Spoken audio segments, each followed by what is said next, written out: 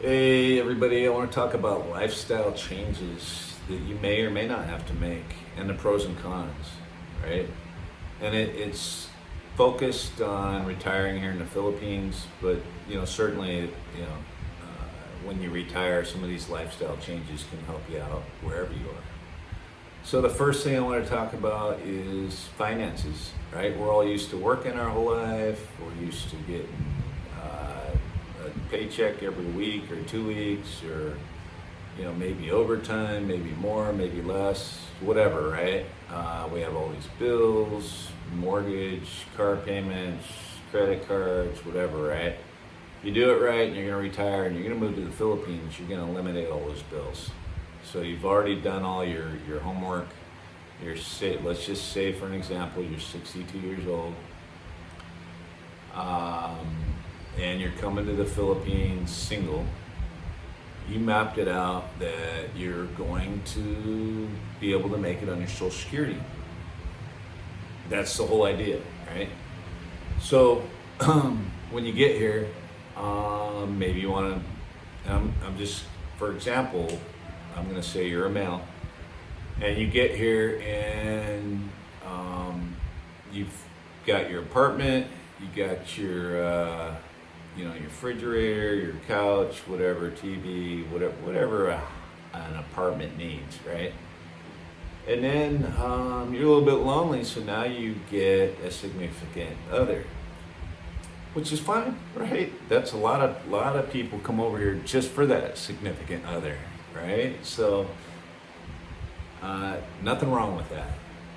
But the one thing I want you to remember is, hopefully when you did your budget, you were kind of mapping out that you would have a significant other, and the cost would go up a little bit because you're now feeding two mouths instead of one, right? So if you didn't, that's certainly a hidden cost, right? So I want everybody to realize that's a lifestyle change on your budget.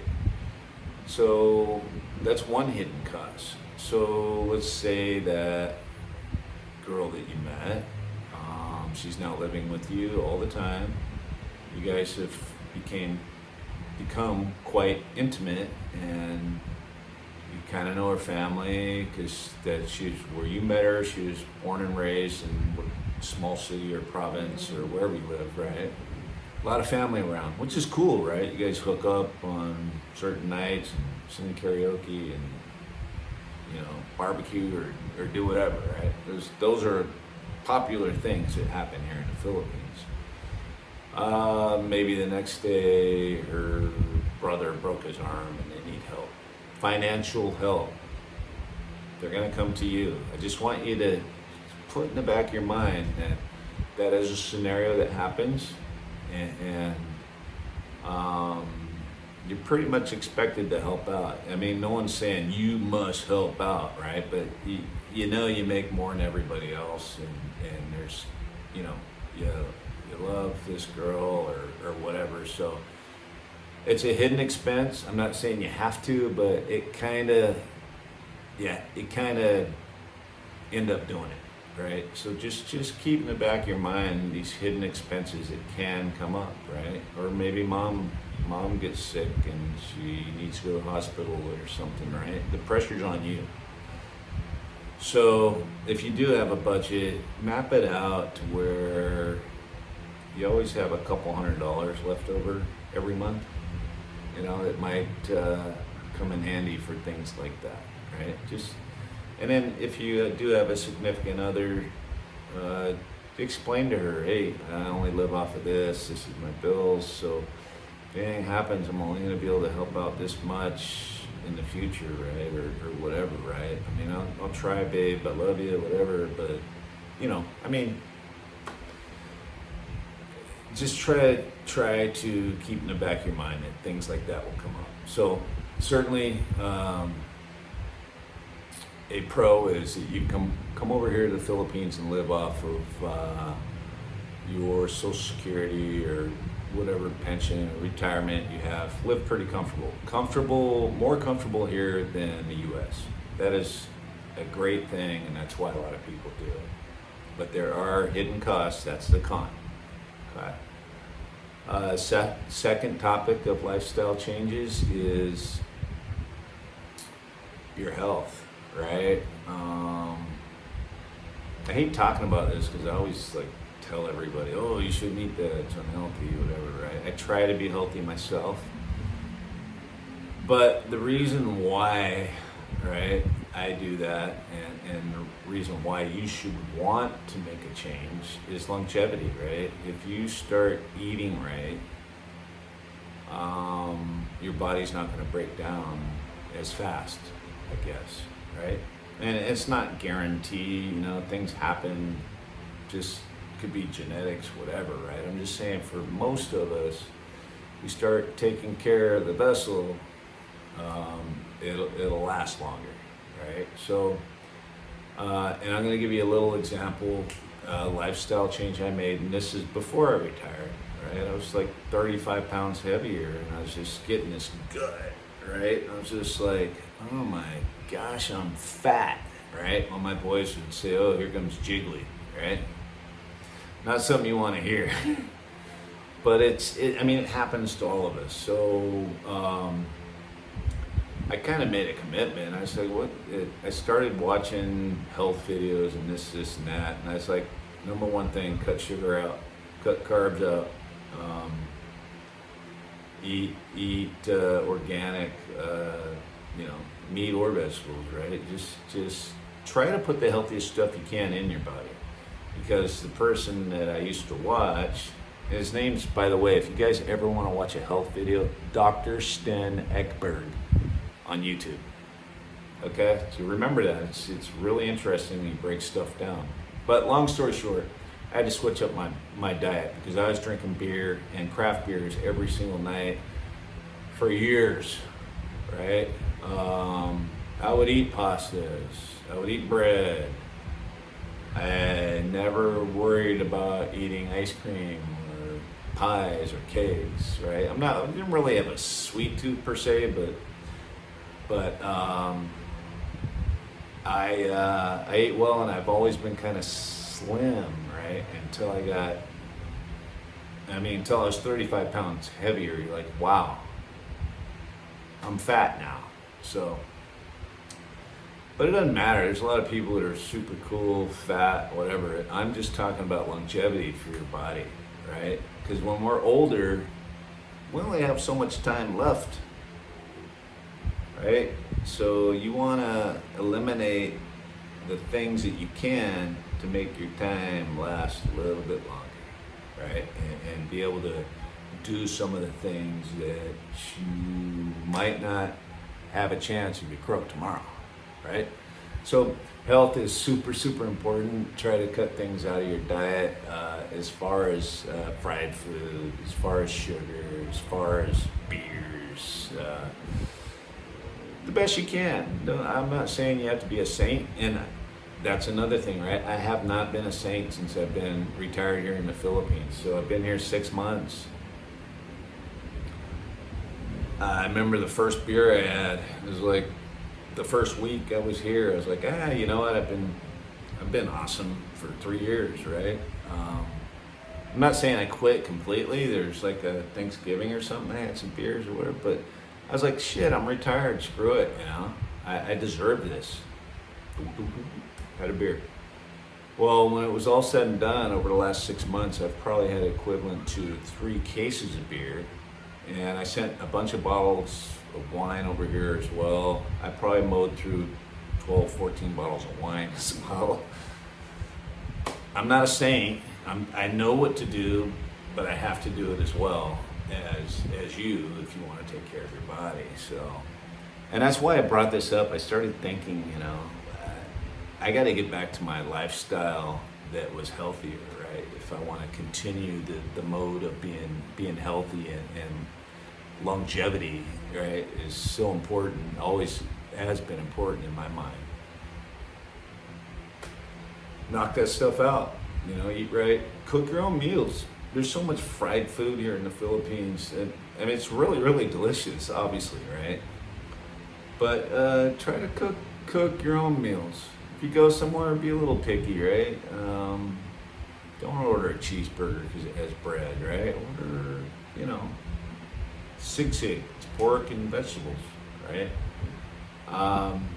Try to avoid it when you can, but don't kill yourself and go full blown no carbs, no sugar, no nothing, because you'll just be hating life. I mean, it'll melt the fat right off your body, but it's take baby steps. Get there and be dedicated to living longer and keeping your body healthy. So not only that, when your body's healthier, it doesn't break down as much. You're not getting doctor bills or being put on medication, which is another expense, which was the first topic, right? Expense and living within your budget. So the pro being you're taking care of your body. The con being it's going to take some sacrifice and dedication. Okay. And then the last thing, because it's three major topics to me. It's finances, health, what you're eating, your diet, and then the last one is exercise. The third one is exercise. Just as important as your diet, right, is what you're able to do for your body exercising. You know, I'm not Hulk Hogan or anything, but I try to work out every day if I can.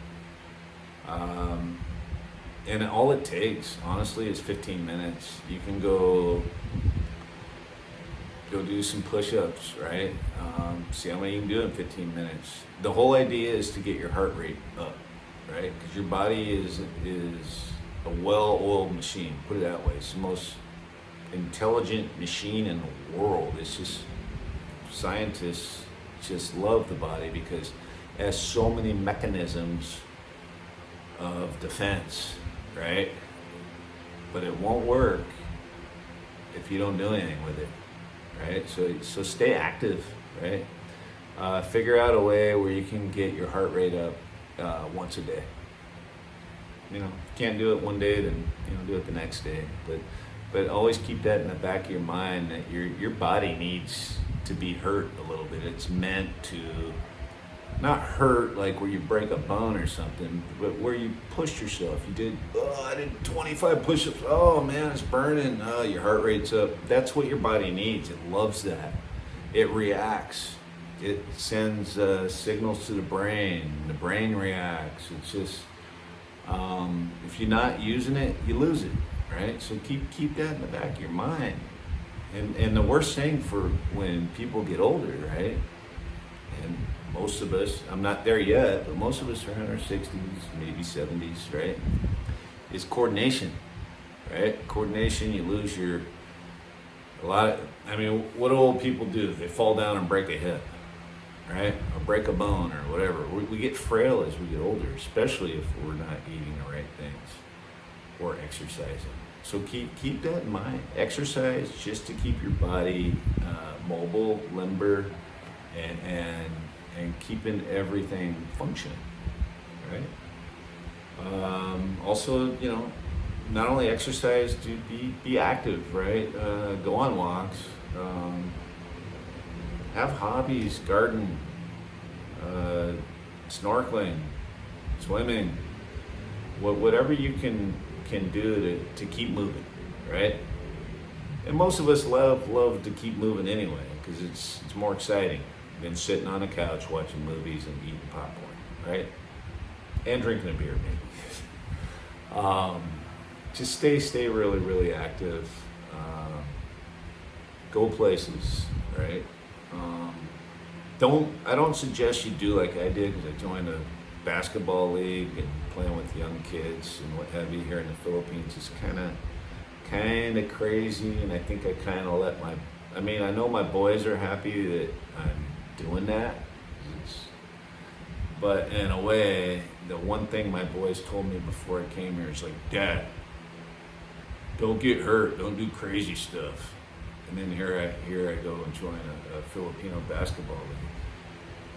It was more for the activity and camaraderie and doing things, but But let's think about it, all right? How easy could I jump and roll my ankle, fall and break a leg, whatever, right?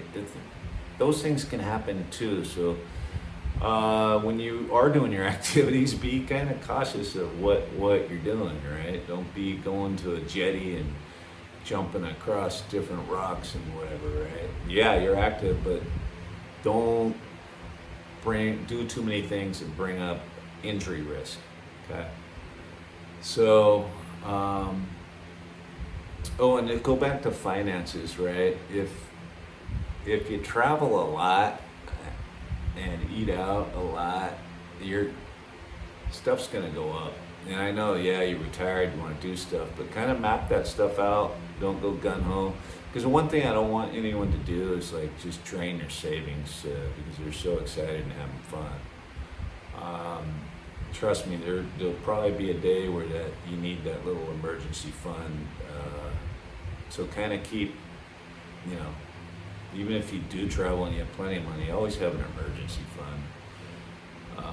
But those are my pros and cons of lifestyle changes here for the Philippines. Obviously, a lot of these can be used wherever you are, but and once again, that's just for me. So